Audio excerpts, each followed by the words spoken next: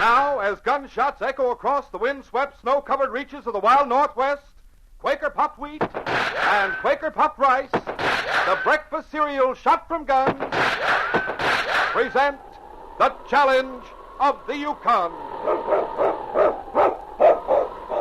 It's Yukon King, swiftest and strongest lead dog of the Northwest, blazing the trail for Sergeant Preston of the Northwest Mounted Police in his relentless pursuit of lawbreakers. On, King! On, you huskies! Gold discovered in the Yukon, a stampede to the Klondike and the wild race for riches, back to the days of the gold rush. With Quaker puffed wheat and Quaker puffed rice, bringing you the adventures of Sergeant Preston and his wonder dog Yukon King as they meet the challenge of the Yukon.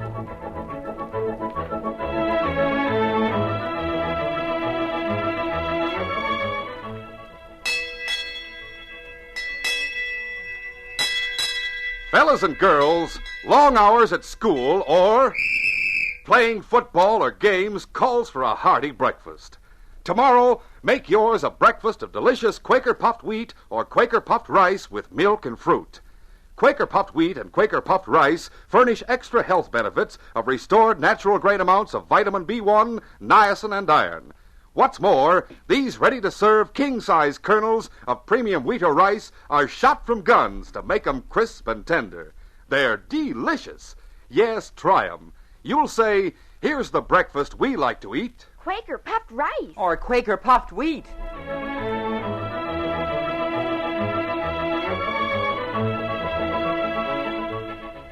At Mounted Police Headquarters in Whitehorse, two officers, Constable Drake and Corporal Jenkins, sat talking beside the big stove.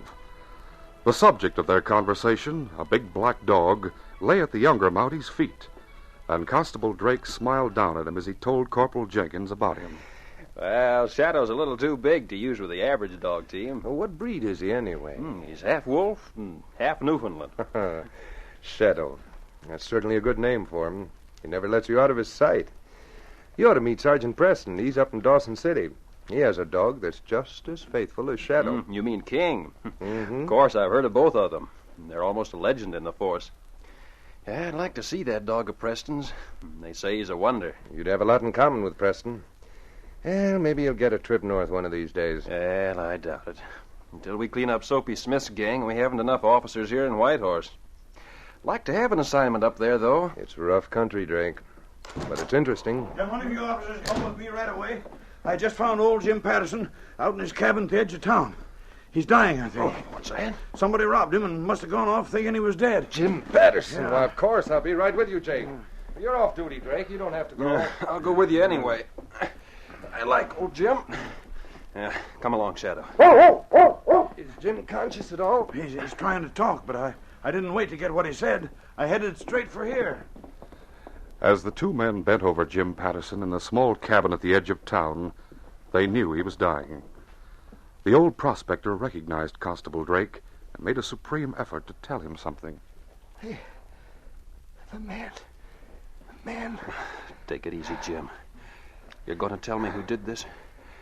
Were there two men? Yes. You know. I know them? The man that kicked Shadow. Did he say the man who kicked Shadow? Yes. He means the other night in the Silver Dollar Cafe. Is that what you mean, Jim? He's nodding his head. Yeah, that man is Jeff Gibson, and he had a half-breed with him called Moose. Are they the ones you mean, Jim? Yes. They robbed me.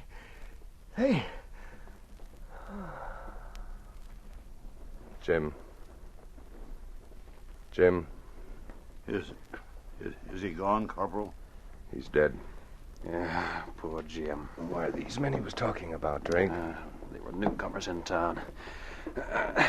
One of them bumped into me the other night when I went into the Silver Dollar Cafe. Shadow growled at him and he kicked him. Shadow would have torn him apart, but I caught him in time. I asked the bartender about them later. Were rough-looking customers, and I got their names.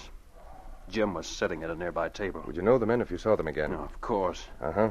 Well, the inspector will probably give you the case. I'm going to ask for it. Jeff Gibson's going to pay for this.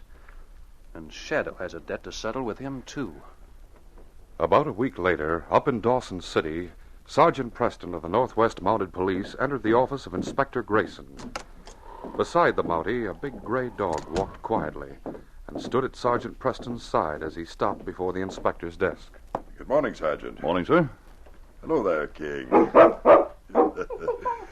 He always waits until I speak to him. That's quite a trick you've taught him, Sergeant. He's part of the force, sir, and has to obey regulations. I wish we had a dozen dogs like King. Sergeant, I'm putting you on a case with Constable Drake. He's coming up here from Whitehorse. Have you ever met him? Why, no, sir, I haven't. I've heard of him, though, from some of the officers who know him. Isn't he the one who has a big black dog that's rather unusual? Yeah, he's the man. I met him once in Whitehorse. I suppose the men told you about him because you have a lot in common. He likes dogs about as much as you do, and his dog Shadow is just about as faithful to him as King is to you. I hear the dog's half Newfoundland and half wolf. Rather an unusual combination. Yes, I saw him. He has wolf ears and slanting gray eyes and long black hair. Well, but it isn't the dog we're supposed to be interested in. It's the men Drake is after. One, a half-breed, is known as Moose. The other is Jeff Gibson. Here's the description of them. It isn't very good. Oh. Gibson is a dangerous man, and Constable Drake will need help. He's never been in this part of the country. I'd like that assignment, sir. You're going south on your next patrol anyway, and I suggest that you continue on down to Selkirk. You'll probably meet Constable Drake on the way. Yes, sir.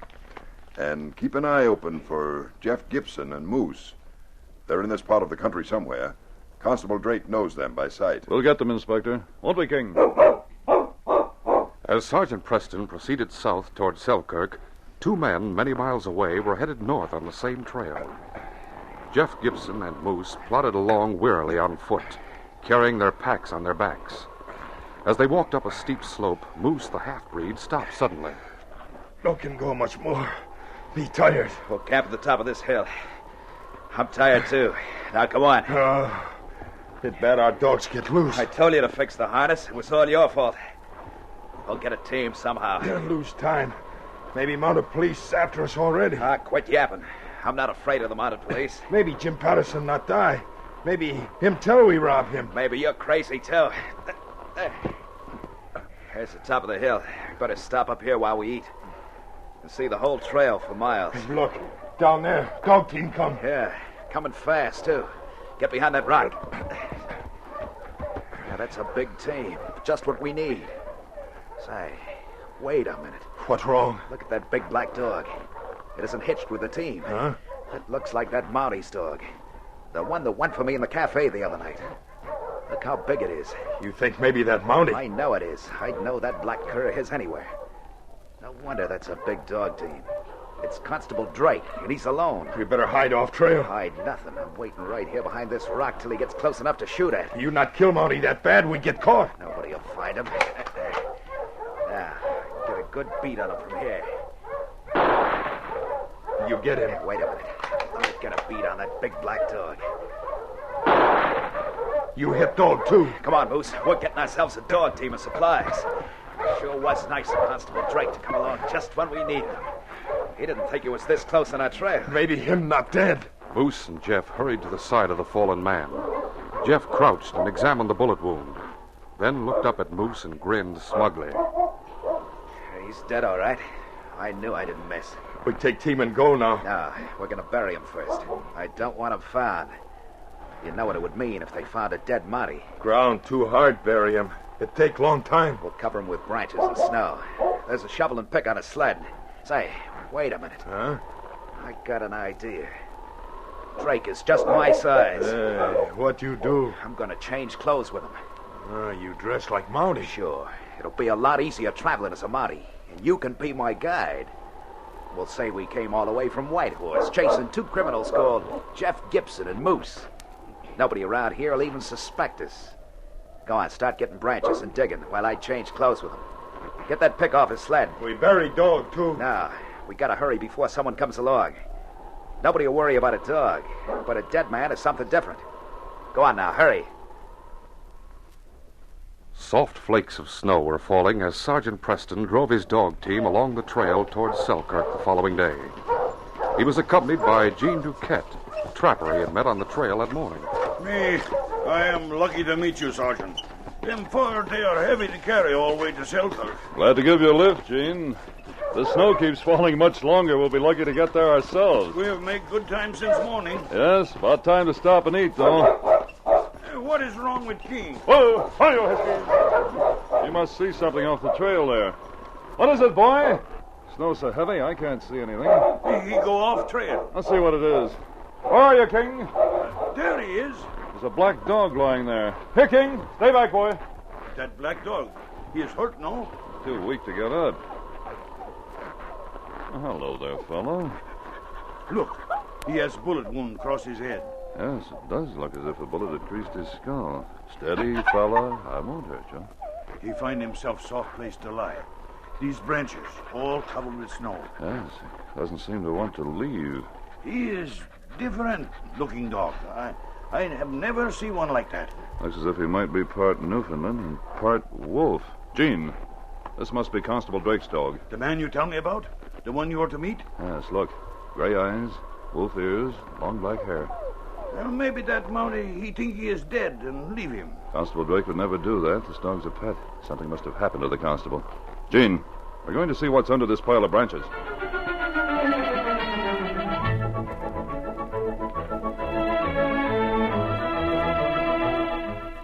We'll continue our story in just a moment. I am thinking of something. Can you tell me what it is? Gee, it looks like we're going to play that swell game again. Boy, and all of us can play it, too. Right, kids. Remember, you just ask me questions. I'll answer right or wrong, and you see how quick you can guess just what it is I'm thinking of. Ready? Okay, let's see.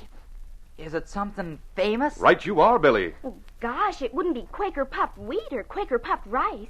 We had that before. And it wouldn't be the gun that shoots them either. Nope.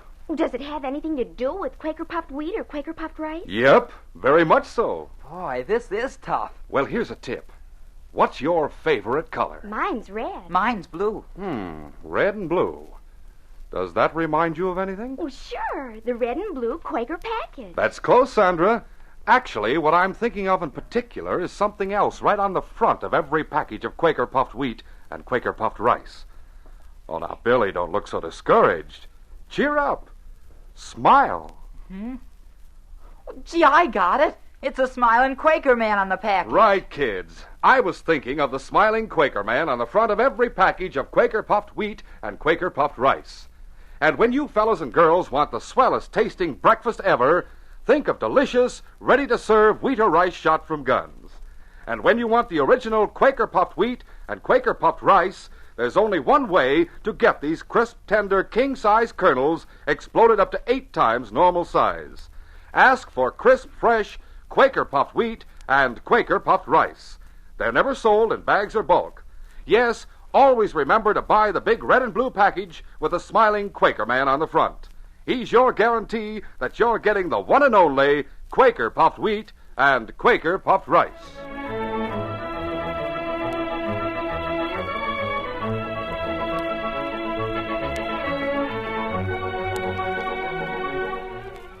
Now to continue our story. Shadow knew that the body of his master lay beneath the mound of twigs and branches. He felt that it was his duty to stand on guard. But Sergeant Preston had other ideas. He stepped forward. Stay back there, King. It's all right, boy. He won't hurt me. Come on, fella. Easy now. You are a brave man, Sergeant. Me, I would not like to do that. There, he's off it. Now let's get at those branches. Soon this snow would have covered them all. Help me with this big one, will you? Yeah, there. Maybe I should get shovel. There's loose snow and dirt. No, I don't think it's necessary. I didn't do a very thorough job. We can scrape it away with our hands. That's your master, isn't it, old boy? Wait. It is body, all right. Here it is. But look, this man... It's Constable Drake. They took his clothes, but they didn't take time to remove his shoes. They're regulation. I'm wearing a pair exactly like them. But who would do thing like this? Probably the men he was after, Jeff Gibson and Moose. They must have ambushed him. What, this dog, he would fight them. They must have thought they'd killed him. You think they take clothes so no one will know he is Mountie? Maybe another reason. The man who did this may be wearing the uniform. He pretend he is Mountie? It'd be a good disguise. He could go anywhere, as long as he avoided members of the force. He's probably headed for the border. But they would meet us on trail. That is way they must go to border on trail we come on. Wouldn't be hard to avoid us. They saw us coming. We have gone into a canyon off the trail until we passed. This snow has covered all tracks. Maybe they go back to Selkirk. Constable Drake just came from there. Doubt they'd take that chance. Then you go back to Dawson? Yes, Gene. I'll take the body to headquarters for identification. Have to carry the dog on the sled, too. He's too weak to travel on foot. I hope you get this fellow who do this. I'll get them all right. Anyone who kills a mounted policeman always pays for it, and I'll get Jeff Gibson. The heavy snowfall had not stopped Jeff Gibson and Moose as they traveled north with Constable Drake's dog team. But the miles of travel on foot had sapped their strength.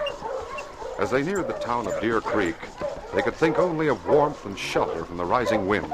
We come town soon. You know this territory. What town is it? Deer Creek.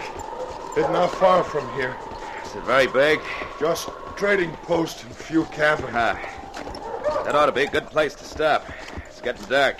We get supply at trading post. Now, so many people to know we're here. We'll go straight through town. Stay at one of the cabins on the outskirts. Maybe we can get a prospector to buy our supplies for us. Push! Push, you huskies! By the time Jeff and Moose had reached the town, the early darkness had settled, and nobody saw the two-man and dog team as they plodded through the thick snowfall. A small cabin lay ahead at the very edge of Deer Creek, and Jeff stopped the team near it.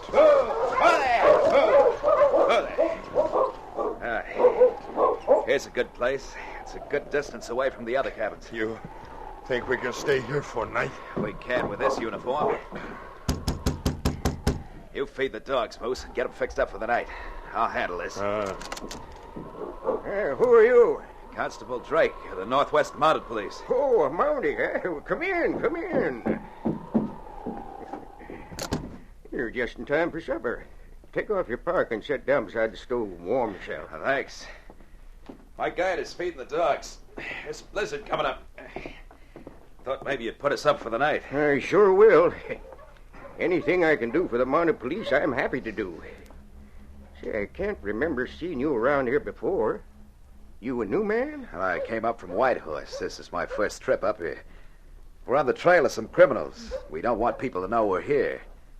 If these men find out I'm close on their trail, it'll be harder to get them. As it is, they'll be careless. They don't know we're after them. Well, who are they? Maybe I've seen them. A man by the name of Jeff Gibson and his partner. We think they're around here somewhere. Well, you don't have to worry. I won't tell anybody that you're here. Maybe later on you'd go to the trading post for me and get some supplies. Then nobody will know we've been here. Well, sure, I'd be glad to. I'll go right after supper. Now, you just sit down and make yourself at home while I start rustling up some grub here. Oh, say, I didn't even tell you my name. It's Hank. Hank Stevens. As the evening wore on, the snowstorm stopped as suddenly as it had begun. Through it all, however, Sergeant Preston continued his way to Deer Creek. It was some time later that he stopped his team and entered the trading post. Hello there, Sergeant Preston. You're traveling late tonight. How are you, Sandy? I couldn't waste any time. I'm after two murderers. Murderers? Well, perhaps you'd seen them. One of them would be dressed in a mounted police uniform. You don't mean, Sergeant, that one of the force murdered somebody? No, this man murdered Constable Drake. I have his body out on my sled. Murderers dressed in his clothes. Murdered a Mountie. I'd hate to be him. Jean Duquette and I found his body. While Sergeant Preston explained the details of the crime to Sandy and the trading post, Hank Stevens and Moose were nearing it to buy the supplies. The moon had broken through the clouds and lighted their path. Well, I'm glad that snowstorm's done with. Looked like a real storm was coming, but I guess it blew over. They clear for travel tomorrow. Yep. You and Constable Drake can get an early start. Maybe you'll catch them murderers. Hey, look. In front trading post. Yeah, sled and dog team. It looked like dog on sled. It is a dog. Big black one. He's tied. Maybe he's hurt or something. Him lie on something wrapped in blanket. Yeah. Looks as if it might be a body or something. Well, say, this looks like Sergeant Preston's team. I'll bet he's inside the trading post. He'll be a big help to Constable Drake find them murders. We'd better go in and tell him. No, tell him. But he's a Mountie. He probably knows about it anyway. I'm going to... No, you do nothing. Oh! you tell nothing. Moose raced back to the small cabin where Jeff was getting ready for bed. As he burst into the door, Jeff looked up curiously. Are you back with the supplies already? Come. We get out of here now. Why, what's wrong with you? Mountie here from town. Him find big dog you think you kill. Him after us. Mountie? Where's Hank? You didn't let him see the Mountie, did you? Me hit him. Him unconscious. Him freeze before morning. Hurry, grab some grub. You should have made sure Hank was dead. May come to before he freezes and start flapping. Hit cold. Him freeze soon. Come, we go now. I'm ready. You get the dogs hitched. Them dog too tired. No can go fast. We get caught like that. Well, we'll sure get caught if we go on foot. I'm taking that dog team. Me go cross country. Me not go with you. Go ahead. I won't stop you. We'll split the gold we got from Jim Patterson and separate. Maybe we can shake that Mountie better if we go in different directions. Anyway, you may never know we've been here. Jeff and Moose hurriedly divided the stolen gold, then set out from the cabin. In the meantime, Sergeant Preston had finished the hot tea Sandy had made for him. As he put the cup down, Sandy noticed the deep lines of fatigue in his face from the long, hard trip he had had that day. Sergeant, you're dead in your feet. Why don't you just go to bed and let me put the dogs away for the night? I'll get my parka. Bed sounds like a good idea, Sandy. I am tired, but I'd better help you with the dogs. That black one on the sled needs special handling. You'd better bring him in here for the night if he's wounded. No, I'm afraid he wouldn't leave the body of his master. I'll let him sleep beside it. Well, I'll help you with the dogs. Come on, King.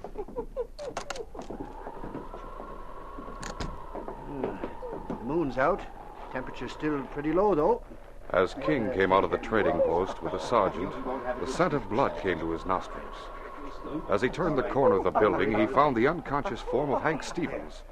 Then he heard Sergeant Preston calling him. King, what are you doing, boy? What is it, King? Did he find something? Yes, he did. It's a man. Light a match, Sandy. It's Hank Stevens. Somebody knocked him out. His head is bleeding. He's regaining consciousness. Steady there. Oh, my head. You'll be all right. He hit me. Who did? The big man. He was called Moose. Moose? Traveling with a Mountie. What Mountie? Drake. Constable Drake. They were at my place. He fainted again. I'll carry him into the trading post. I think the man who hit him and the one he called Drake are the men I'm after. Here are some tracks, Sergeant. They lead back toward Hank's cabin. Oh? And they're fresh. Help me get him inside first, Sandy. And King and I will leave while the trail's fresh. But when Sergeant Preston reached Hank's cabin, both Moose and Jeff had disappeared. The moon, riding high in the heavens, threw a bright light on the trail, where the tracks of the men were written clearly. It was then that the Mountie faced a new problem. Yes, old boy, they've gone off in different directions. One of them on snowshoes, heading for the hills, and the other kept on the trail with a dog team. Well, King, I hate to do this, but we must get both of them. Hope nothing happens to you, fella, but you're going to get one of them alone. I'll go after the other one, the one with the dog team, boy. Now, you, King.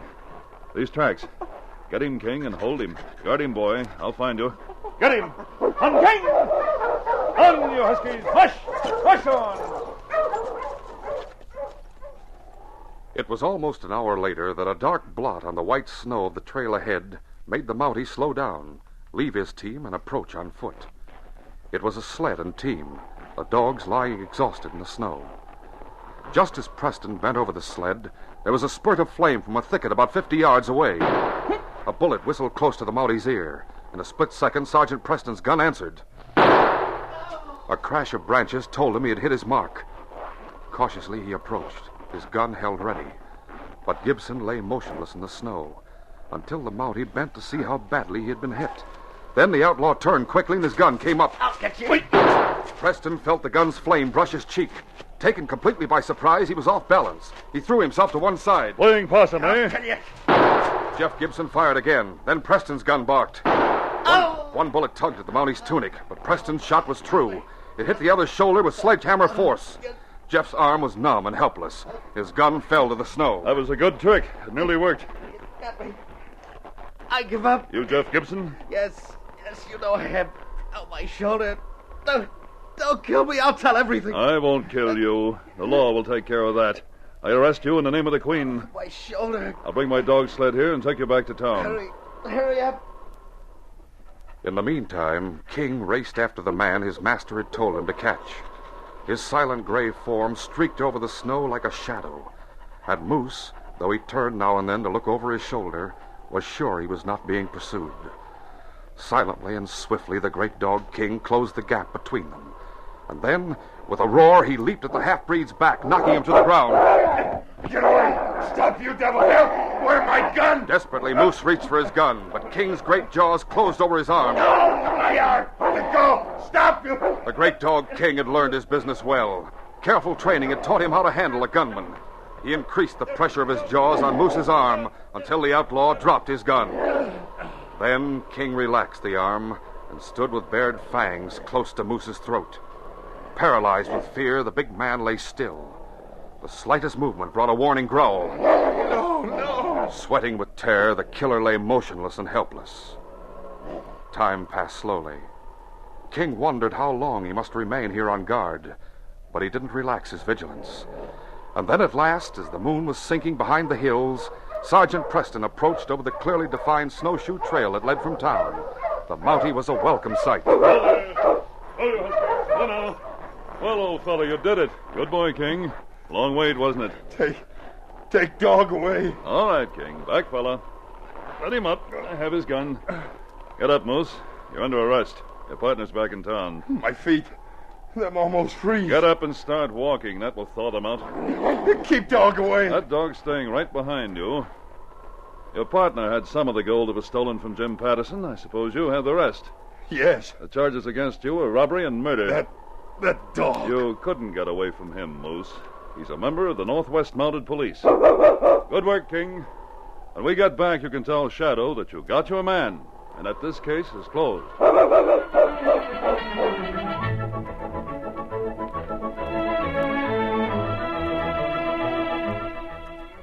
In just a moment, Sergeant Preston will give you a preview of Monday's program.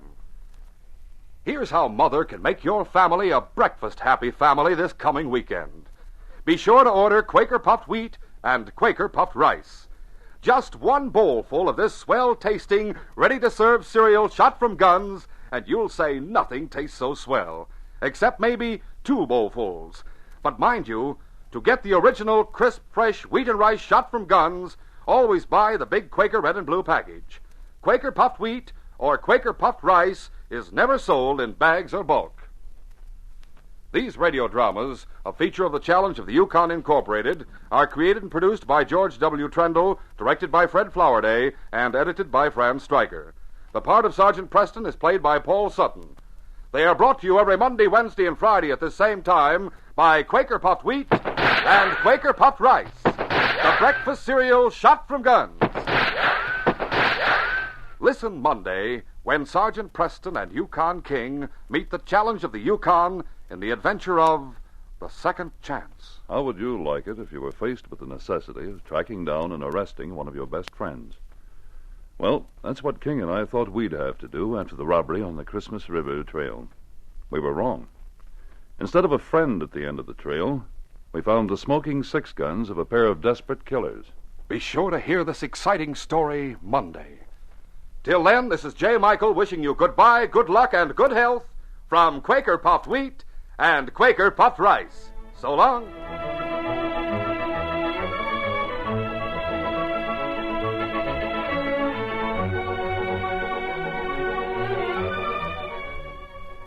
For a delicious hot breakfast, eat Quaker Oats. The giant of the cereals is Quaker Oats. Yes, the giant of the cereals is Quaker Oats. Delicious, nutritious, makes you feel ambitious. The giant of the cereals is Quaker Oats. Say, boys and girls, do you want to be a star someday in sports and activities? Then start on good Quaker Oats breakfast tomorrow. 'Cause nourishing oatmeal gives you more growth and endurance than any other whole grain cereal. Still less than 1 penny a serving. Quaker and Mother's Oats are the same.